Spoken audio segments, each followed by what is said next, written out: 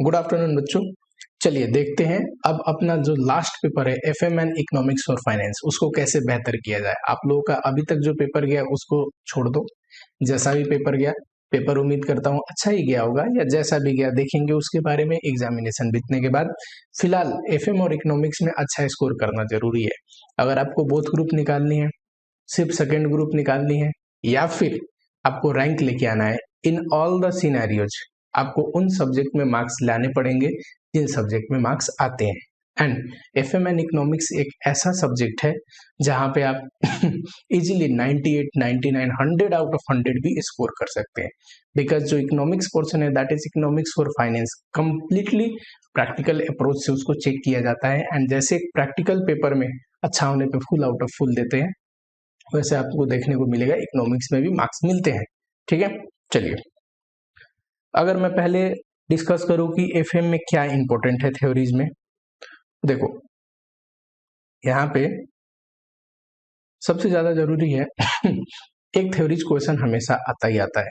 और कई बार अगर आपको कोई भी क्वेश्चन में डाउट होता है, जैसे स्कोप है प्रैक्टिकल क्वेश्चन में कंफ्यूज करने का, अगर कोई चैप्टर में प्रॉब्लम आई, नया क्वेश्चन उठा के दे दिया जो अभी तक आपने देखा नहीं है, तो वहां हो सकता है आपको दिक्कत आए। तो कम से कम थोड़ा बहुत थ्योरी देख के जानी चाहिए। बहुत बार ऐसा होता है कि प्रैक्टिकल पेपर अगर खराब आया है तो आपकी नैया कौन पार करेगा? Theory question. ठीक है, चलो इंपॉर्टेंट थ्योरी की बात करते हैं। बहुत बच्चों ने कमेंट बोला था कि एफएम का इंपॉर्टेंट थ्योरी के बारे में बताइए। पहला चैप्टर और दूसरे चैप्टर से तो क्वेश्चन आएगा ही, ये डिम्ड है, प्री एज्यूम्ड है और आता ही आता है। ठीक है पहला चैप्टर जो scope and objective of finance है, उसमें देखो 3 ऐसे टॉपिक है जो आपको जरूर देख के जानी है। पहला फाइनेंशियल डिसीजंस के बारे में, ठीक। दूसरा एस्पेक्ट ऑफ फाइनेंशियल मैनेजमेंट, है ना। 2 एस्पेक्ट जो है फाइनेंशियल मैनेजमेंट का, एक तो इन्वेस्टमेंट ऑफ फंड और दूसरा प्रोक्यूरमेंट ऑफ फंड वो। And third profit maximisation versus wealth maximisation. देखो प्रॉफिट मैक्सिमाइजेशन और वेल्थ मैक्सिमाइजेशन का डिफरेंस देने के लिए आपको थोड़ा बहुत पढ़ना पड़ेगा। प्रॉफिट मैक्सिमाइजेशन क्या है, वेल्थ मैक्सिमाइजेशन क्या है, तो इंडिविजुअली इन पे पूछे तब भी चलेगा, या फिर डिफरेंस पूछता है प्रॉफिट एंड वेल्थ मैक्सिमाइजेशन का तब भी चलेगा, जिससे ऑब्जेक्टिव ऑफ फाइनेंशियल मैनेजमेंट वाली क्वेश्चन भी हो जाएगी। मुझे ऐसा लगता है आज तक पूछा नहीं है एजेंसी प्रॉब्लम पे, बट ये बहुत बढ़िया कंसेप्ट है, आईपीसी लेवल पे पूछना चाहिए। ठीक है, पहले एजेंसी प्रॉब्लम के बारे में इंस्टीट्यूट ने इंक्लूड नहीं किया था, पर अभी थ्योरी में है। एजेंसी कॉस्ट क्या होता है, एजेंसी प्रॉब्लम क्या होता है, थोड़ा बहुत आपको आइडिया होनी चाहिए, बाई चांस पूछ ले तो। ठीक है, चलो टाइप्स ऑफ फाइनेंसिंग में देखो, एक तो वेंचर कैपिटल आप जरूर देख के जाना, मेथड वेंचर कैपिटल कैसे फाइनेंस करता है ना। और दूसरा क्या क्या फैक्टर को ध्यान देगा, ये क्वेश्चन आपको जरूर पता होनी चाहिए। दूसरा लीजिंग एंड लीजिंग एंड उसके टाइप्स, बहुत समय हो गए लीजिंग वाला क्वेश्चन भी आए हुए, तो लीजिंग है उसके टाइप्स पे भी क्वेश्चन आ सकता है। थर्ड डेट सिक्योरिटाइजेशन, तो long term source of finance में तो ये 3 मुझे इंपॉर्टेंट लग रहे हैं। शॉर्ट टर्म की अगर बात करूं तो कमर्शियल पेपर फ्रिक्वेंटली आस्क करने वाले क्वेश्चन है, रिपीट अगेन एंड अगेन करते रहता है इंस्टीट्यूट। दूसरा फैक्टरिंग, देखो फैक्टरिंग में एक ये भी क्वेश्चन आता है, फैक्टरिंग का एडवांटेज, और दूसरा फैक्टरिंग और बिल डिस्काउंटिंग का डिफरेंस, ये जरूर देख के जाना। तो ये चीज है, आपको ध्यान देके जाना है। ठीक है, फैक्टरिंग से क्वेश्चन पूछ सकता है। फैक्टरिंग कहाँ पे है, तो डेटर मैनेजमेंट में है ना। डेटर मैनेजमेंट में अगर आप रिवीजन लेक्चर देख रहे हो तो डेटर मैनेजमेंट में मैंने थ्योरी क्वेश्चन भी करवाया है। फैक्टरिंग वर्सेस प्लेज भी कई बार पूछता है, तो डेटर मैनेजमेंट का कॉन्सेप्ट पढ़ाते टाइम जो प्रैक्टिकल रिवीजन है उसमें ये क्वेश्चन मैंने कराया हुआ है। ठीक है, चलो अगला है अदर सोर्स ऑफ फाइनेंस में छोटे छोटे डेफिनेशन जो 2 मार्क्स में पूछे जाते हैं, बहुत बार पूछे हैं और पूछ सकता है। Seed capital, zero coupon bond, deep discount bond, floating rate bond, ADR, GDR, IDR, थोड़ा बहुत आपको आइडिया होना चाहिए 2 मार्क्स में लिखने जितना के लिए। ठीक है, कॉन्सेप्ट एक बार देख लेना, फटाफट से हो जाएगा। अगला लिवरेज से थ्योरी क्वेश्चन पूछता है क्या? यस, लिवरेज से बहुत बार थ्योरी क्वेश्चन पूछता है। क्या पूछता है? बिजनेस रिस्क और फाइनेंशियल रिस्क के बारे में बताइए, है ना, डिफरेंस। दूसरा लीवरेज, लीवरेज के बारे में लिवरेज से थ्योरी क्वेश्चन पूछता है। Third effect of financial leverage on return on equity, ये भी बहुत बार 2 मार्क्स में पूछा हुआ है, तो ये 3 क्वेश्चन आप जरूर देख के जाना। अगला देखो कैपिटल स्ट्रक्चर नए कोर्स में अभी तक क्वेश्चन नहीं पूछा है इस पे, थ्योरी क्वेश्चन पुराने कोर्स में बहुत बार पूछता था। एंड बिलीव मी, जैसे जैसे अटेम्प्ट पुराना होते जाएगा वो सारे स्कोप को एक्सप्लोर करेगा इंस्टीट्यूट जो अनएक्सप्लोर रह गए हैं। ठीक है, ये नहीं है कि जिस पे क्वेश्चन आते हैं रिपीट रिपीट वही क्वेश्चन आएगा और नए चीज को इंस्टीट्यूट टच नहीं करेगा। तो कैपिटल स्ट्रक्चर को भी जरूर आपको देख के जानी चाहिए। इसमें क्या देख के जानी चाहिए, कैपिटल स्ट्रक्चर की थ्योरी आपकी प्रैक्टिकल के साथ हो जाएगा। क्यों, थ्योरीज पढ़ोगे तो net income approach, net operating income approach, MM approach, traditional approach, ये सारे तो पढ़ोगे ही, और इन्हीं पे आएगा। 2 लाइन लिख नहीं सकते क्या, लिख सकते हो। Financial break even and EBIT in difference, ये भी आपका प्रैक्टिकल पॉइंट से ही हो जाएगा, क्योंकि इसमें प्रैक्टिकल क्वेश्चन पूछते हैं। कंप्लीटली थ्योरी पूछने वाला 2 क्वेश्चन बनते हैं। Over and under capitalisation important है, ठीक है, ओवर एंड अंडर कैपिटलाइजेशन पढ़ के जरूर जाना, इंस्टीट्यूट के बुक में दिया हुआ है। अगला factor affecting capital structure decision, ठीक है, कैपिटल स्ट्रक्चर किसी कंपनी का किन किन फैक्टर पे डिपेंड करता है। देखो पूरी तो आप याद नहीं रख सकते, पर 4-5 फैक्टर जरूर रखना याद, जिसमें से ट्रेडिंग ऑन इक्विटी, ये फैक्टर हमेशा ही पूछते रहता है अलग से भी 2 मार्क्स में, ठीक है। अब देखो investment decision and risk analysis in investment decision, यानी कि कैपिटल बजटिंग, ये 2 चैप्टर है इनसे भी थ्योरी क्वेश्चन पूछते रहता है। बट इनसे थ्योरी क्वेश्चन जब भी पूछेगा एकदम प्रैक्टिकल अप्रोच टाइप का थ्योरी क्वेश्चन पूछेगा, आपको घबराने की जरूरत नहीं है, ठीक है। तो आप कॉन्सेप्ट रिवाइज करेंगे ना जब चैप्टर का, उसी से बन जाएगा, आपको अलग से थ्योरी के लिए ज्यादा मेहनत करने की जरूरत नहीं है। डिविडेंड डिसीजन, डिविडेंड डिसीजन से भी अभी तक थ्योरी क्वेश्चन नहीं पूछा है, प्रैक्टिकल क्वेश्चन सिर्फ पूछता है। थ्योरी में पूछा तो क्या पूछेगा, आप देखो प्रैक्टिकल के लिए आपको थ्योरीज तो पढ़ने ही पड़ेंगे। डिविडेंड डिसीजन के coordinate model, Walter model, MM approach, traditional model है कि नहीं, लिंटर मॉडल, तो ये सब वहां से हो जाएगा। हो सकता है डिविडेंड वर्सेस बाईबैक पूछ ले, पूछेगा नहीं, मुझे इस अटेम्प्ट में कम चांस लगता है, पर ये इस पे एक थ्योरी क्वेश्चन बनता है जो पूछता है डिविडेंड चैप्टर कहाँ से आया, तो पहले ये फाइनल में था, आईपीसी में नहीं था, इंटर में आया तो फाइनल से हटा के यहाँ लेके आए, और फाइनल में डिविडेंड वर्सेस बाईबैक पूछता था थ्योरी क्वेश्चन। तो इस स्कोप से मैं लिखा हूं कि आपको जरूर पता होनी चाहिए। Factor affecting dividend decision and dividend policy in practice, या फिर टाइप्स ऑफ डिविडेंड पॉलिसी, ये 2 इंपॉर्टेंट क्वेश्चन है जो यहाँ से बनते हैं। और ये 2 क्वेश्चन में से देखना कभी ना कभी एक क्वेश्चन 100% 100% आपके अटेम्प्ट में आएगा, ठीक है। वर्किंग कैपिटल मैनेजमेंट, देखो classification of working capital value के बेसिस पे, टाइम के बेसिस पे तो बहुत बार आया है। Permanent and temporary working capital के बारे में लिखिए, थोड़ा एक चार्ट भी बना देना, मस्त 2-2 लाइन लिख लेना, ऐसे टाइप का। And factor affecting working capital, किसी भी कंपनी की वर्किंग कैपिटल ज्यादा होगा कि कम होगा, किन किन फैक्टर पे डिपेंड करता है, 4-5 फैक्टर आपको जरूर पता होनी चाहिए, ठीक है। डेटर मैनेजमेंट, मैंने अभी बताया डेटर मैनेजमेंट से pledge versus factoring, factoring debtor management में फैक्टरिंग वर्सेस बिल डिस्काउंटिंग ऊपर कवर्ड हो गया है, ठीक है। शॉर्ट टर्म फाइनेंस में चैप्टर नंबर 2 में, एंड प्लेज वर्सेस फैक्टरिंग आप यहाँ जरूर ध्यान देके जाना, इस पे क्वेश्चन पूछ सकता है, इस पे क्वेश्चन बहुत बार पूछा है पिछले, अगर आप 10 साल का पेपर देखोगे तो नहीं भी तो 4-5 बार तो आया ही होगा। मॉनिटरिंग ऑफ रिसीवेबल, ये इसका लेस चांस है, पर यहाँ से आता है, ठीक है। थोड़ा बहुत आपको नॉलेज होनी चाहिए। इंपॉर्टेंट बोलूं तो फैक्टरिंग इंपॉर्टेंट था, factoring versus place, factoring versus bill discounting and factoring का कॉन्सेप्ट।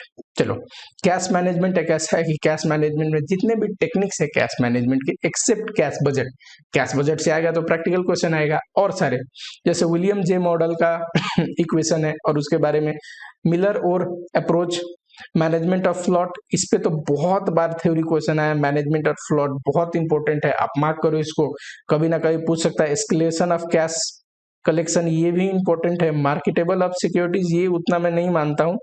चलो फंक्शन ऑफ ट्रेजरी डिपार्टमेंट, ये भी बहुत बार आया हुआ क्वेश्चन है। वर्चुअल बैंकिंग 2 मार्क्स में बहुत बार आया हुआ क्वेश्चन है। कैश मैनेजमेंट एक इंपॉर्टेंट चैप्टर है, इसको मार्क करके रखो, देखना इससे बहुत बार थ्योरी क्वेश्चन पूछने वाला है। अभी तक ज्यादा इसलिए नहीं पूछा है, हुआ ही कितना अटेम्प्ट है आप लोगों का, चैप्टर इतने सारे हैं, अटेम्प्ट इतने ही हुए, 4-5 क्वेश्चन पूछने हैं, जिसमें से चैप्टर 1 और चैप्टर 2 में से 2 या 3 क्वेश्चन पूछने हैं, इसीलिए बहुत सारे चैप्टर अनएक्सप्लोर रह गए हैं। जो मैं बता रहा हूँ, जिन जिन चैप्टर का जो कंसेप्ट वो बहुत ही इंपॉर्टेंट है, आपको ध्यान देके जानी है, ठीक है। थ्योरी का लेक्चर ऑलरेडी अपलोडेड है, आप रिवीजन लेक्चर एफएम के जाओगे उसमें थ्योरी मिल जाएगा, थ्योरी में एज सच वो कर लोगे तो बहुत हद तक आपकी थ्योरी हो जाएगी। एंड कुछ तो प्रैक्टिकल रिवीजन लेक्चर आप देखोगे तो वहां पे जो कंसेप्ट प्रैक्टिकल से रिलेटेड है वो वहीं पे पढ़ा दिया गया है। तो ओवरऑल अगर आप रिवीजन लेक्चर देखते हैं तो बहुत हद तक आपका हो जाएगा, ठीक है। 95 to 98% थ्योरी आ जाएगा।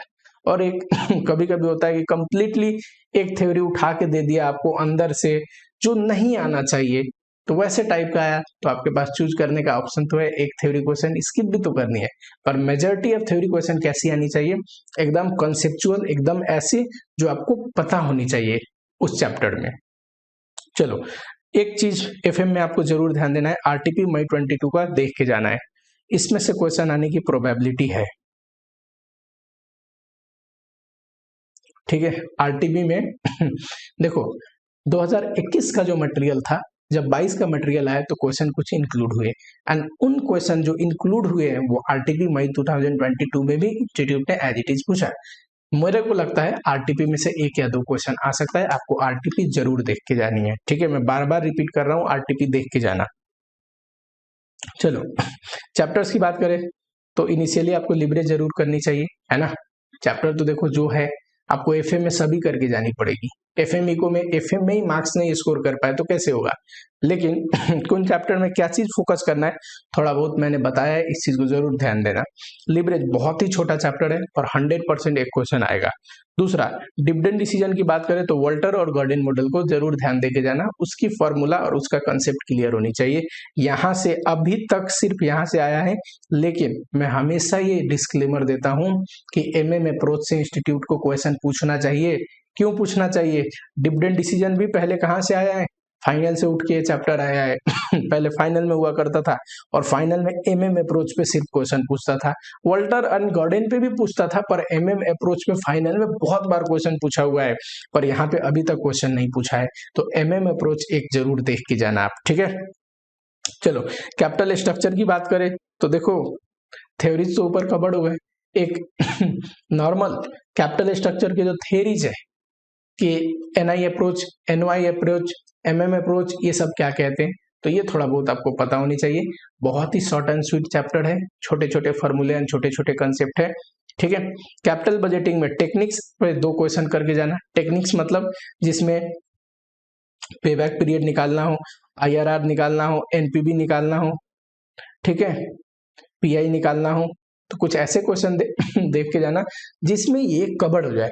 ठीक है, कुछ ऐसे क्वेश्चन जरूर देख के जाना जिसमें ये सारे फॉर्मूले कवर्ड हो जाए।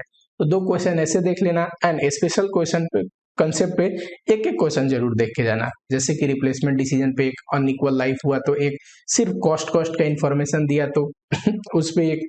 ठीक है, तो स्पेशल केस पे जरूर क्वेश्चन देख के जानी है। टेलीग्राम पे ऊपर बुक होगा, बोलोगे तो मैं लिंक में भी डाल दूंगा।